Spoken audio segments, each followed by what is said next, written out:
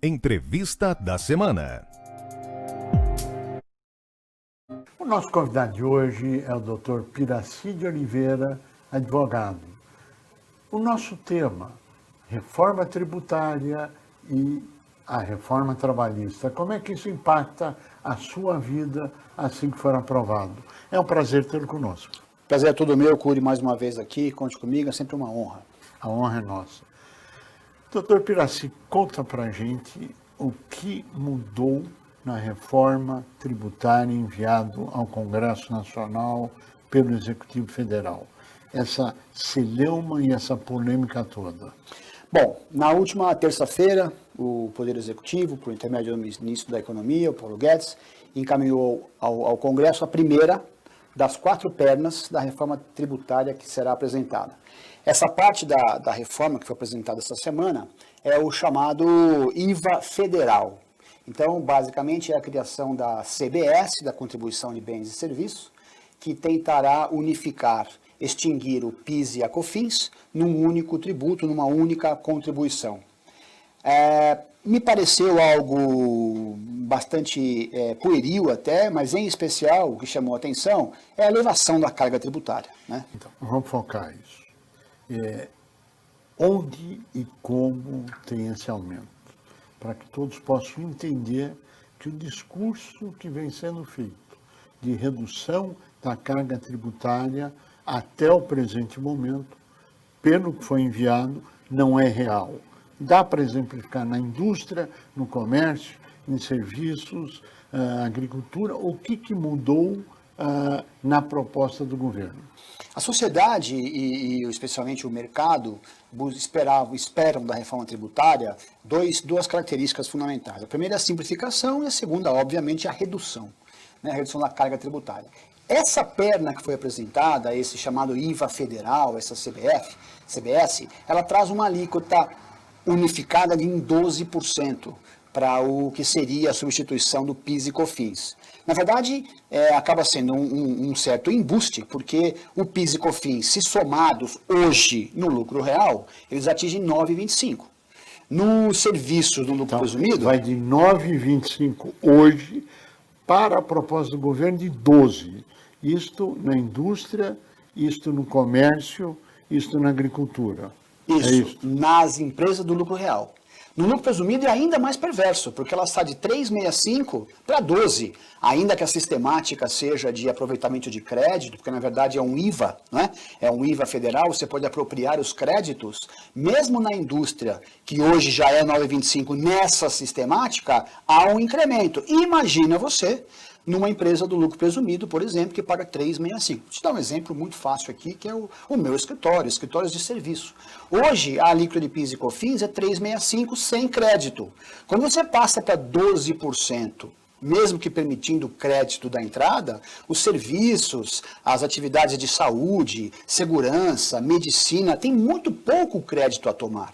Então, em especial para quem presta serviços, que é quem absorve a mão de obra de maneira mais rápida e mais intensa, o aumento da carga é brutal. Essa é a grande queixa que está havendo hoje no mercado, é que essa primeira parte da reforma, ela simplifica, apesar de criar uma sistemática de não cumulatividade que por si só também é complexa, mas claramente aumenta a carga fiscal. E isso não pode ser permitido, a gente tem que lutar contra isso.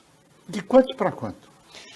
No caso do lucro presumido, que é 3,65, para 12%. O crédito, eu estimo, fazendo uma análise que eu fiz, ainda que seja uma análise mais rasa, que o crédito não ultrapasse 25%, 30%. Então, de 3,65 passaríamos para 8%.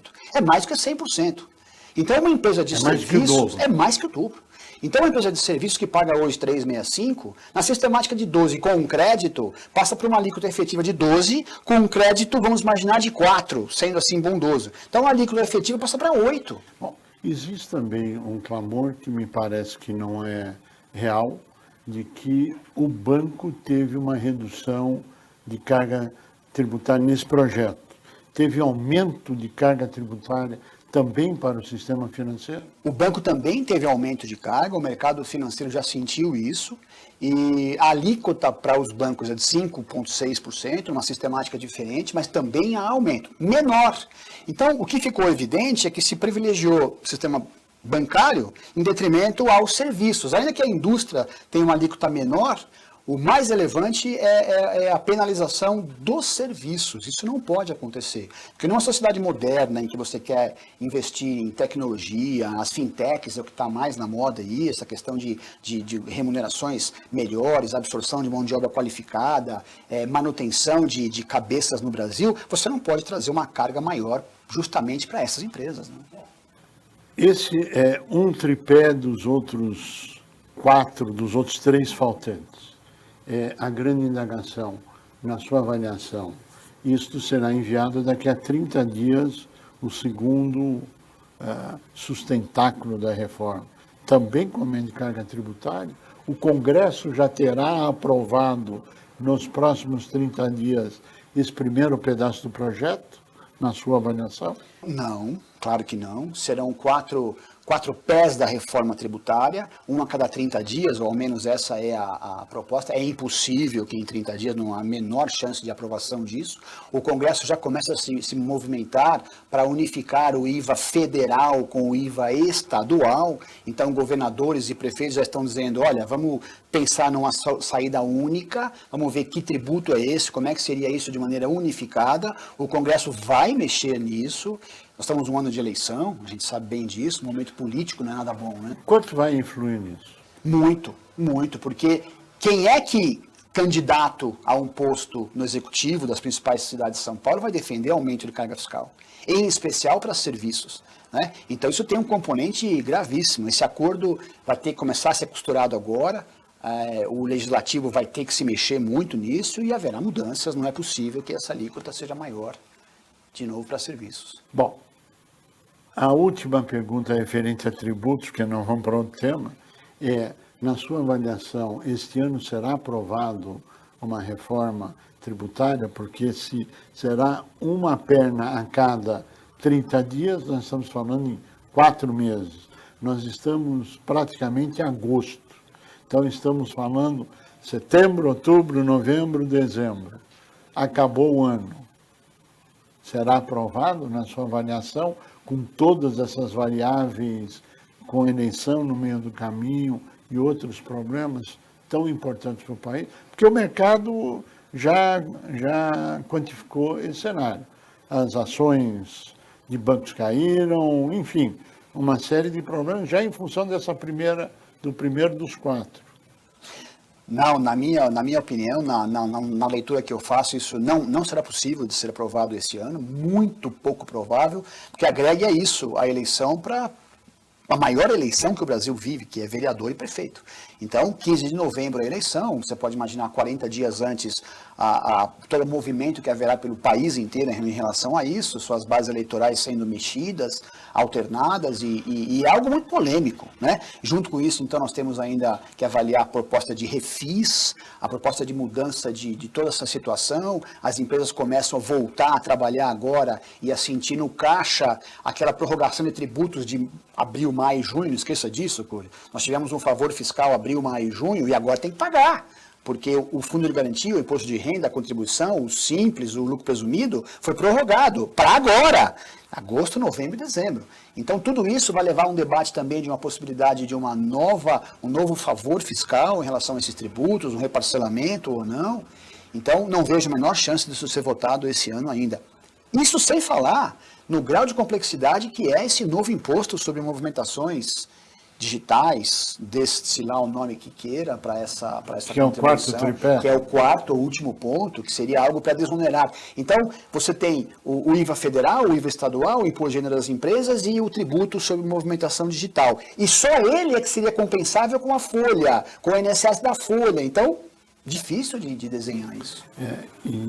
E me parece também que esse cenário de que eu vou desonerar, até agora não apareceu nada de concreto, a não ser a promessa de que eu vou enviar um dia ao Congresso, mas nada em votação ou nada lá. E na última fase, né?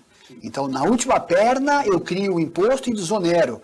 Quer dizer... Depois que aumentou o resto. Aumentou tudo. Então, não era mais fácil colocar tudo isso numa mesma bandeja e discutir, resolver, ainda que fosse fatiada a aprovação, o debate, a análise, mas o que me parece é que foi feito algo sem um grande planejamento, e agora é o que tem, vamos colocar na prática.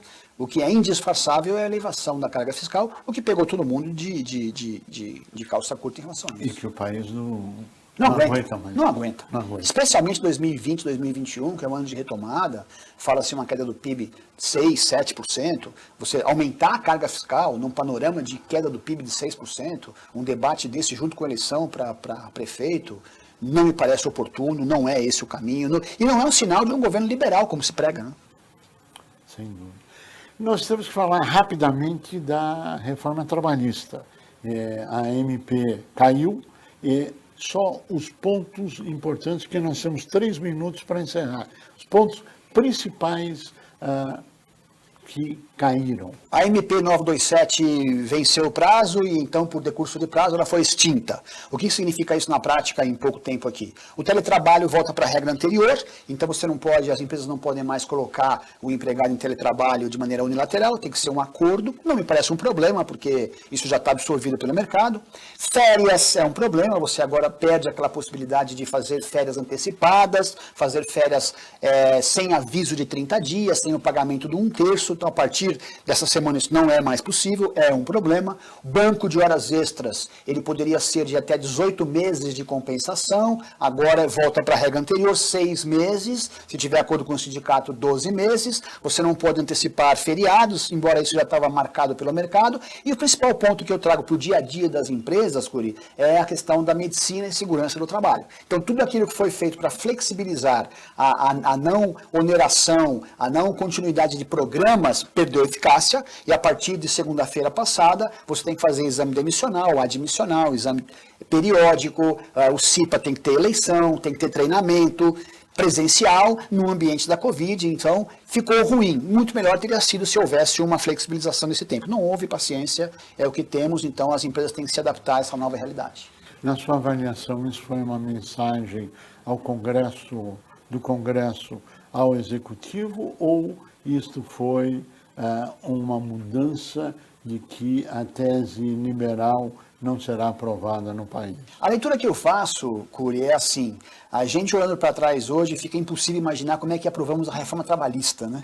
2017, uma reforma profunda, moderna, liberal, porque o Congresso é muito receoso das mudanças trabalhistas. Então a ideia que passou é a seguinte: para mexer em férias, 13º, para mexer nesses direitos, tem que ter um debate muito profundo, não é numa canetada, não é numa MP, ainda que no ambiente Covid.